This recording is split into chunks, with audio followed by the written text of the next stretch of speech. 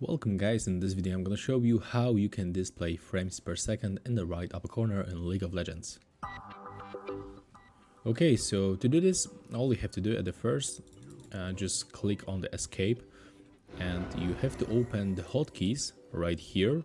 And then you have to scroll down and go for the display. So open this tab and here you have to toggle FPS display.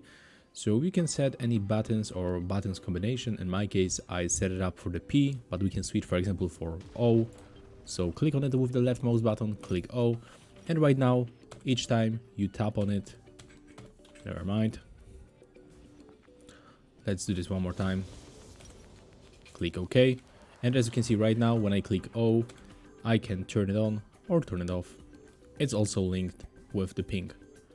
So that's how we can do this. If you find this video helpful, just remember to leave a like, comment, and of course subscribe to our channel.